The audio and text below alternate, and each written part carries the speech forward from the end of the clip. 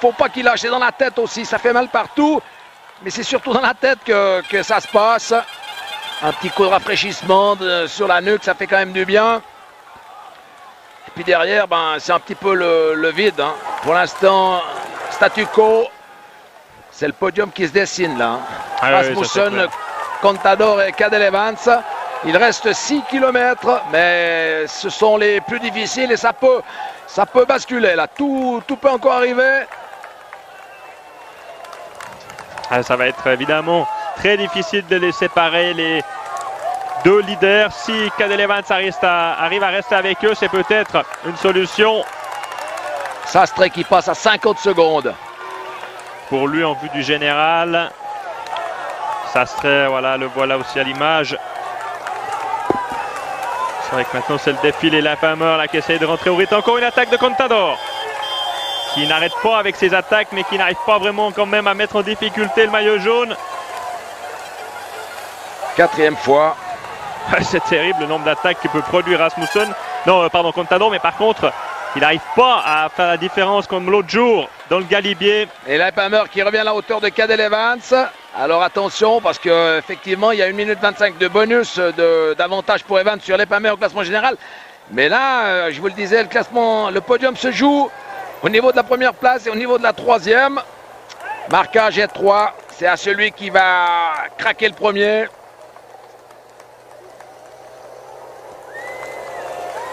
Et là, par les... Finale à 2. Certains anciens du cyclisme ont peut-être l'impression de revivre le duel Anquetil-Poulidor sur les pentes du Puy-de-Dôme en 1964, où les deux grands champions français s'étaient fait la guerre jusque près de l'arrivée.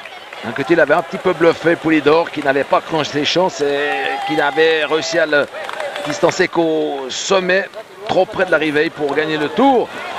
Laphammer, Cadel Evans. L'Australien qui doit faire tout le travail parce que Laphammer peut arguer du jeu d'équipe, étant donné qu'il y a Contador devant. Ouais, maintenant, ce qu'il doit faire attention, Cadel Evans, évidemment, c'est de monter à son rythme, de ne pas se mettre dans le rouge, de ne pas devoir supporter un contre de Laphammer. S'il veut monter sur la 3e marche du podium, c'est la meilleure solution. Mais en même temps, s'il arrive à rester au contact le plus proche possible de Contador et puis de Rasmussen, ça peut être quand même une solution. Si ces deux grimpeurs ne font pas un grand chrono, il peut encore espérer Cadel Evans. Sastre, là, il est à pratiquement 1 minute maintenant. Grande attitude, belle attitude de l'Espagnol, alors que voilà, Laphammer a lâché Cadel Evans. Ouh là là là là, Cadel Evans là qui était en train peut-être de perdre l'option qu'il avait sur la 3e marche du podium. Ah, il va passer un sale moment là, ça c'est sûr que la fatigue est partout. Et toujours les deux hommes de tête, le maillot jaune, le maillot blanc. Un coureur de 33 ans, un autre de 24 ans et demi. Cadel Evans là, qui ne veut pas lâcher prise. Et puis elle est dure cette montée maintenant. Les derniers kilomètres du col de l'Aubisque, les derniers 5 km. Ah non, mais c'est un grand col du Tour de France, l'Aubisque. Culmine pas, n'atteint pas l'altitude du Tourmalet, mais c'est un grand du Tour.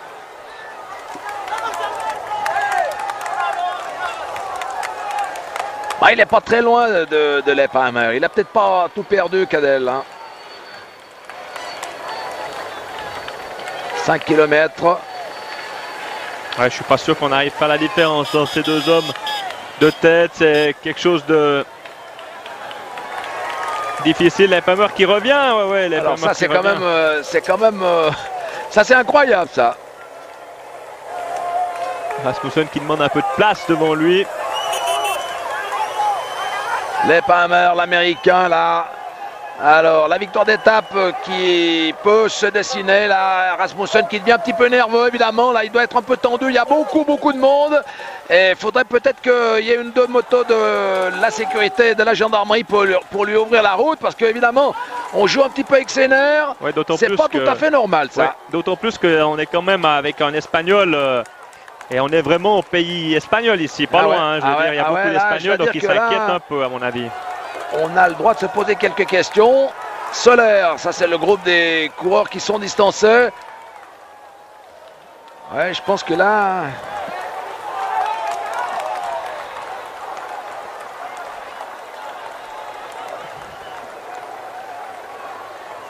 Lep Hammer qui branle un peu la tête, mais qui est quand même là. Mais il est vrai que Cadel Evans, il les voit. Il est à 100 mètres au grand maximum. Il va peut-être faire l'effort pour revenir une fois, mais sans toujours se mettre trop dans le rouge pour ne pas supporter ensuite une défaillance.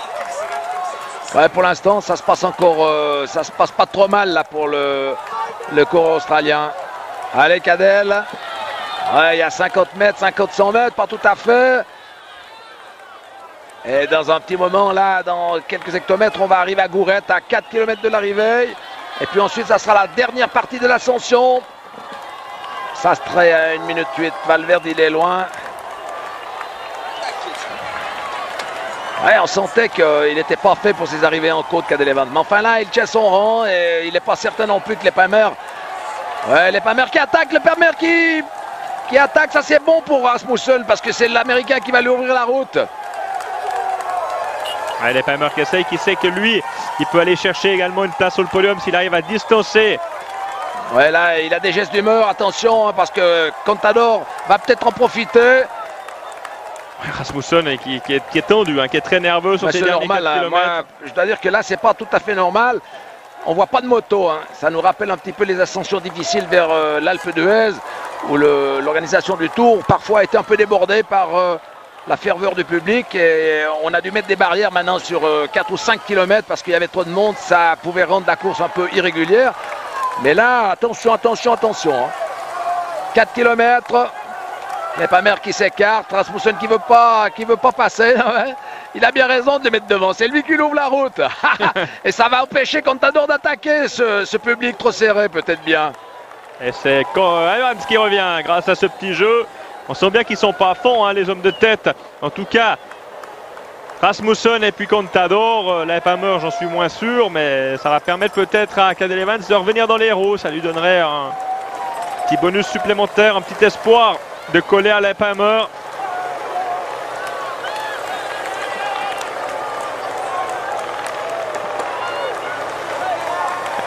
Contador qui l'a vu. Rasmussen qui continue à s'exciter un petit peu avec les motos des photographes, surtout il s'excite. Alors j'espère que... Il va attaquer, je pense, Rasmussen, pour se mettre à l'abri du contre-la-montre. J'espère que ce Tour de France, cette fin de tour, ne va pas être perturbée par quelques irrégularités là qu'on pourrait voir. Sastre.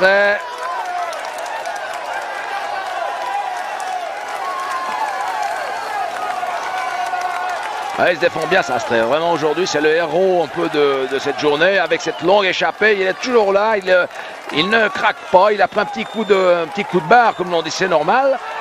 Mais quand même, là, il fait une démonstration. Les Espagnols qui sont quand même bien présents, hein, à tous les niveaux. On n'a que des Espagnols. Pereiro, Valverde, Mayo, Zubeldia. Sastre devant, Contador encore. Il n'y a que finalement Rasmussen et l'Américain Lep Hammer et Cadel Evans pour troubler les Espagnols. Cadel Evans qui n'a pas pu rentrer encore, qui est dans une pente qui est trop difficile là. Malheureusement, une nouvelle fois, le constat, c'est que ça se passe sans nos amis français. Ah oui, alors là, ça c'est sûr. Et il n'y a pas d'Allemands non plus, il n'y a pas d'Italiens, parce que les meilleurs Italiens ne sont pas sur le Tour de France cette année. Et vraiment, c'est une belle étape, dans un décor magnifique. Regardez-moi ça, le sommet de l'Obisque. Et c'est ce qu'il reste à faire. Lep Hammer qu'on a mis devant. Rasmussen, j'espère que...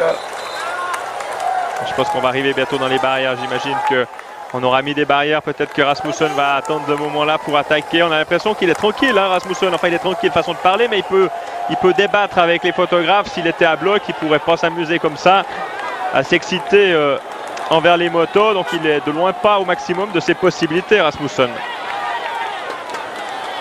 Soler qui revient sur Carlos Sastre, là, au courage également.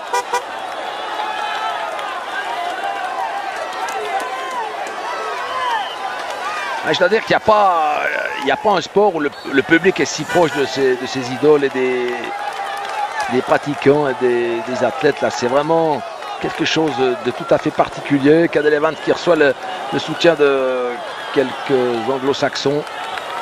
Ah voilà les barrières. Non, pas encore. Je pensais que c'était les barrières, mais c'est encore pas le cas. 3 km de l'arrivée.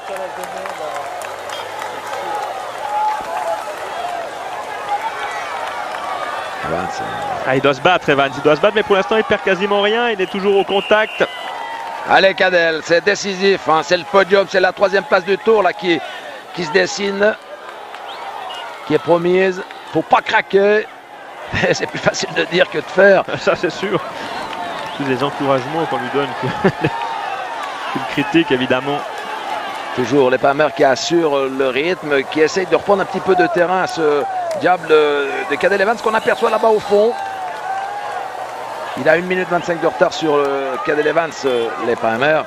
Et donc il est obligé d'imposer un petit peu ce tempo. Oula, ça devient difficile, Cadel, il est bientôt en défaillance. Soler a lâché Sastre là. Ouais, Soler qui a retrouvé un second souffle dans cette montée, alors que Sastre, lui, plafonne un tout petit peu après les efforts de la journée. Il est qu'à 1 minute, hein, Soler, il n'a pas perdu beaucoup par rapport à des Rasmussen et des Evans et compagnie qui n'ont pas passé la journée en tête. C'est le coureur qui résiste le mieux à l'échappée et qui continue, Rasmussen, à demander qu'on lui fasse de la place, à demander de l'espace.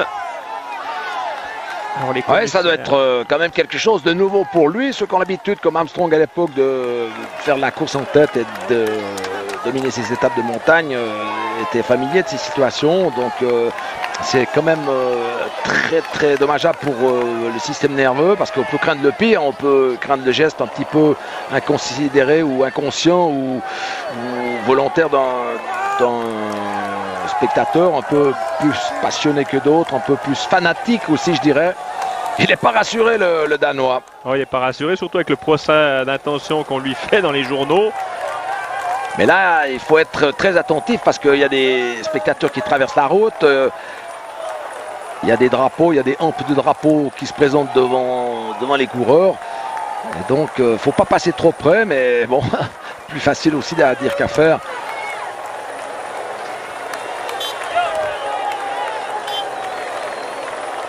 Leipheimer, l'américain, c'est aussi un trentenaire lui aussi. Levi Leipheimer de Santa Rosa. Il a 34 ans, il a gagné le Dauphiné l'an dernier. Il a gagné cette année le Tour de Californie et il a gagné des étapes au Tour de Géorgie. Il est 24e du Dauphiné libéré. Et là, il termine bien ce Tour de France. Le podium va se jouer entre lui et Cadel Evans. Et la première place entre Rasmussen et Contador. Sastre, malheureusement, a été relégué. Il n'a pas pu récupérer le terrain qu'il avait de retard par rapport à Evans et Contador. Et il va même perdre un petit peu de temps aujourd'hui. Mais bon, c'était un petit peu la règle du jeu. Ouais, c'était un essai. Ça aurait pu fonctionner. Malheureusement pour lui, c'est lui qui en paye les conséquences. Rasmussen qui continue à demander de l'espace. On ne sait pas trop bien finalement ce qu'il se passe là, puisqu'il n'y a pas l'air. Ça discute entre Rasmussen et Contador. Je ne sais pas sur quel plan. C'est Rasmussen qui demande un peu des conseils. Là, il aimerait bien qu'on écarte un petit peu la foule là, parce que c'est pas tout à fait normal. Ça fait peur. 2 km et toujours pas de barrière. Oui, il y a des barrières, mais les gens sont passés par-dessus. Oh là là, le service d'ordre est aux abonnés absents là. Regardez un petit peu ça. Personne n'est derrière les barrières. De côté de la route, il n'y en a même pas. C'est vrai que même pour Cadel Evans, il n'y a pas beaucoup de place.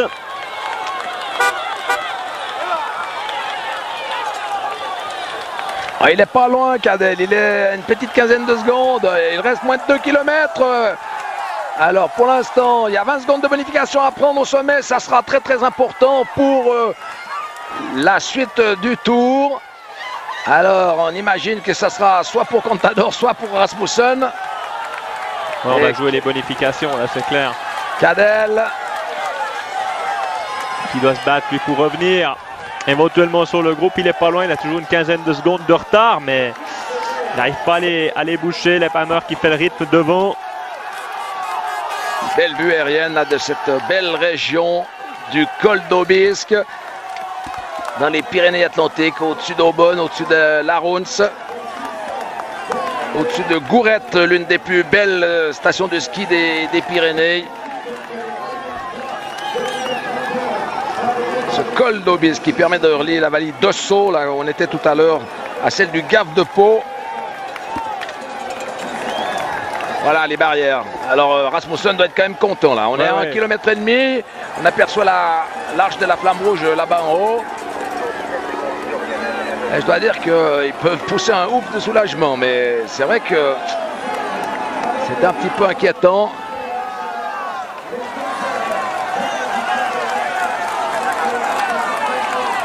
Valverde avec Ferrero.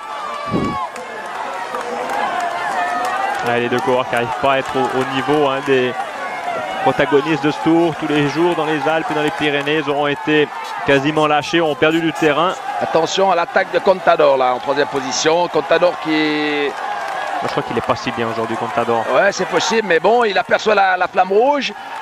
Il y a les bonifications à prendre. Il va chercher la victoire d'étape, c'est possible. Mais Rasmussen l'avait aussi, cette victoire d'étape. S'était fait battre au plateau de Bay. Oui, surtout ces 20 secondes de bonification. Alors Rasmussen, Contador, Leipheimer là qui a perdu un petit peu de terrain. L'Américain qui est pratiquement hors course pour la victoire d'étape. Mais attention, ça peut quand même encore rebondir. À condition que l'on ne se regarde pas trop. Alors Rasmussen, Contador qui perd 1 mètre, 2 mètres, 3 mètres. L'avantage est au maillot jaune. L'avantage est au maillot jaune alors qu'il passe avec 20 secondes de retard, Evans. Rasmussen là qui a compris qu'il avait un petit avantage. Rasmussen. Il était cuit, Contador.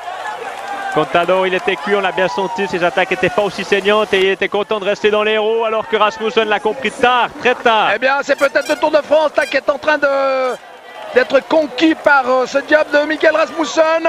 Il a déjà un avantage de 2 minutes 23 sur Contador. Il va prendre 20 secondes de bonification plus l'écart. Oh, il fait fort quand même là. Il fait très très fort, mais c'est vrai qu'il pensait peut-être être inférieur à Contador et finalement c'est Contador qui n'est pas au mieux dans ce dernier kilomètre. Rasmussen ça lui donne des ailes évidemment parce que là il peut effectivement asseoir son Tour de France.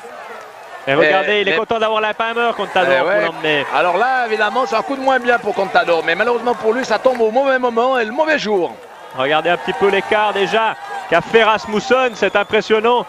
En très très peu de temps, il lui a déjà mis en tout cas 15 secondes.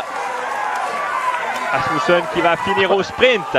Ah ouais, ce Danois est vraiment étonnant et je dois dire que sa nouvelle démonstration, mais enfin là il est quand même sur son terrain, ça me paraît beaucoup plus logique que lors du contre-la-montre d'Albi. Et on n'a pas fini d'en entendre parler de lui. Eh oui, Contador qui est à la limite avec Leipheimer, Contador qui doit résister le maximum possible pour perdre le moins de temps. Contador, Leipheimer qui doit s'écarter, qui doit laisser Contador aller chercher la bonification la plus élevée normalement, puisqu'ils font partie de la même équipe. Et là, il est vraiment à la limite, c'est vraiment quelque chose de nouveau.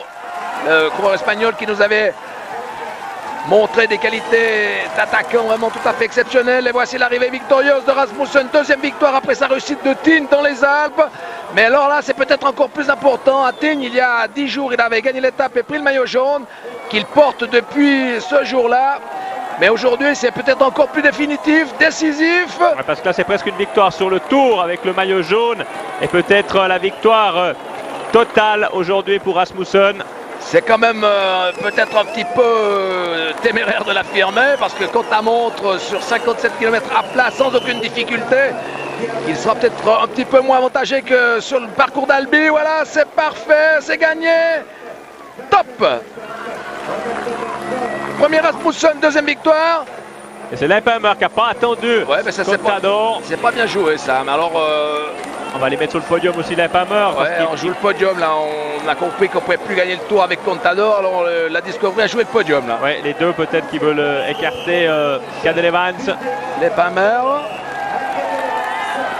Voilà, Leipheimer, Contador. 25 secondes. Qui va finir au sprint. Alors que nous, on a une coupure de circuit et qu'on n'a plus d'image. Voilà, ça revient. Voilà, ça revient, merci. Non, ça revient pas, c'est une image seulement. Je ne sais pas si les circuits ont été coupés. On a l'image ici, mais on a une coupure. Et donc, comme on n'est pas sur place, on est complètement soumis à la réalisation. Alors ça, ce sont les risques et on ne sait pas très bien ce qui se passe parce qu'on est à 6 km du sommet. On vous remontre l'arrivée de Rasmussen. Est-ce que vous avez les mêmes images à Genève? Voilà, nous, on n'a On n'a pas d'écart, on n'a pas d'écart. On ne sait pas qui fait quatrième, cinquième et quels sont les coureurs qui arrivent derrière. Alors, ça c'est les...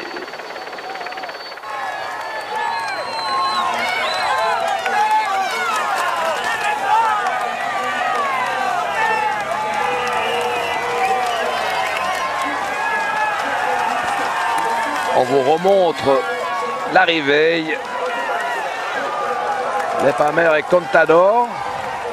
Ça, c'est la surprise du jour quand même, Richard. Oui, bah je m'y attendais un tout petit peu au moment où j'ai vu que ses attaques n'étaient pas très saignantes et puis surtout qu'à 3-4 km, il n'essayait plus.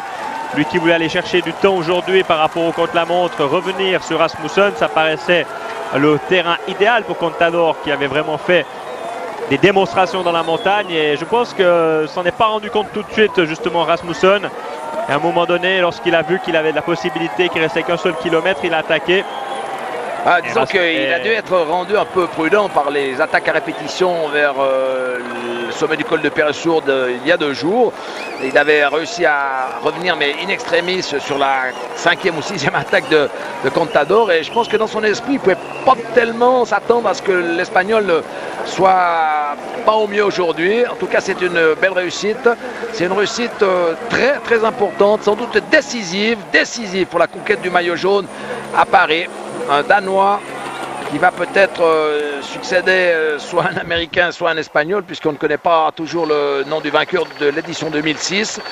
C'est un petit peu particulier, il faut bien l'avouer. Enfin, on aura quand même attendu pas mal longtemps aujourd'hui et il a fallu cette dernière ascension vers le sommet du col d'Aubisque pour vivre ces moments très intenses, très importants. Rasmussen, 33 ans, futur vainqueur du Tour de France. Je crois que là, il a pris plus qu'une option. Ah bah oui, parce que c'est vrai que maintenant, il a remis en tout cas 25 secondes, plus la bonification de 20 secondes, ça fait 45 secondes. Contador en prend 8, ça fait quand même 30 secondes de nouveau d'écart. Donc il le met à presque à 3 minutes pour le contre-la-montre. Alors évidemment, tout dépendra du chrono de Rasmussen, mais j'imagine pas que Contador puisse lui prendre 3 minutes non plus sur un contre-la-montre à 55 km tout plat. Et il remet quand même assez loin les Cadel Evans et Levi Leipheimer. Donc normalement, il devrait gagner le Tour là, avec ce qu'il nous a montré cette semaine. Et comme il a monté ce dernier kilomètre, il a encore de la force, Rasmussen. Et bon, voilà, retour, le faisceau revient, c'est le direct. C'est Schleck là, qui termine avec 4 minutes de retard, un peu plus.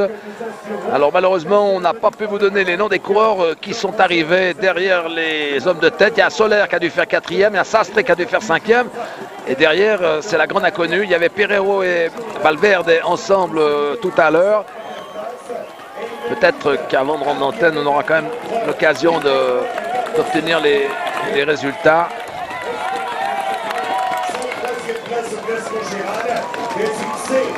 En tout cas, ce qu'on peut dire, c'est que Rasmussen ajoute 25 secondes. 22-8. Il ajoute 38 secondes de bonus à son capital par rapport à Contador avec les bonifications. On ne fait pas le calcul exact parce qu'on n'a pas tout à fait l'écart sur la ligne. Mais disons qu'il a 3 minutes d'avance, on peut le dire pratiquement. Voilà le classement de l'étape. Voici le classement de l'étape. Cadel Evans fait 4e. Ah, on avait oublié Cadel. Cadel Evans fait 4e à 43 secondes. Soler à 1,25. Ouais, l'écart s'est creusé. Zubeldia à 1,52. Sastre a perdu du terrain. Et puis au classement général, ça devrait venir dans quelques instants. Alors Rasmussen, Contador, Evans. Et puis 4e Leipheimer. Bogert. Ça n'a pas pu être d'un gros secours aujourd'hui pour Rasmussen, mais qui a beaucoup travaillé quand même pour son leader ces derniers jours. Alors Soler maintenant devient le leader du meilleur grimpeur, mais par contre j'attends juste la confirmation du maillot jaune. Kirchen ici, Kim Kirchen. Qui a bien sauvé la mise quand même finalement, parce qu'il arrive avec 5 minutes. On aurait pu imaginer qu'il en prenne plus vu ce qu'il était lagué déjà dans le premier col aujourd'hui. Oui, c'est bien battu lui. Alors ça veut dire que là, lui aussi aura une double ration à disposition ce soir. Incroyable. Voilà, 6 minutes, 1 seconde. Maillot. 6 minutes 4 secondes. Classement 3 minutes 10 de retard au classement général pour Contador Evans à 5,03. Et puis les Palmer à 5,59. Ouh, l'écart s'est considérablement réduit. Il y a 56 secondes d'écart entre le 3e et le 4e. Alors évidemment, il n'y a plus que 4 coureurs pour les 3 premières places du classement général. Il y en aura un qui fera la gueule, comme l'on dit, au soir de ce contre-la-montre d'Angoulême, malheureusement. Est-ce que ce sera Cadel Evans? Est-ce que ce sera les Palmer? Alors ça, on ne sait pas trop. Et puis attention Contador, parce que peut-être c'est lui qui va sortir. Avec ce qu'il nous a montré ce soir, il était quand même en grande difficulté. Il reste 2 étapes pour se refaire. Il n'a pas tout à fait 2 minutes de retard sur Cadel Evans, sur 57 km si vous êtes mal, effectivement. Oui, vous pouvez les perdre, hein. Donc c'est encore très ouvert. Mais par contre, Rasmussen, lui, a creusé des écarts. Il finit fort ce Tour de France. Je crois que ce sera très difficile de reprendre 5 minutes sur un chrono de 55 km à Rasmussen pour les 2 rouleurs, Evans et Leipheimer. Voilà, on nous demande de rendre l'antenne, alors ce que nous allons faire, alors que la course continue, mais pour ce qui concerne le plus important, vous l'avez connu, vous en avez pris connaissance. Merci de votre fidélité, mesdames, messieurs.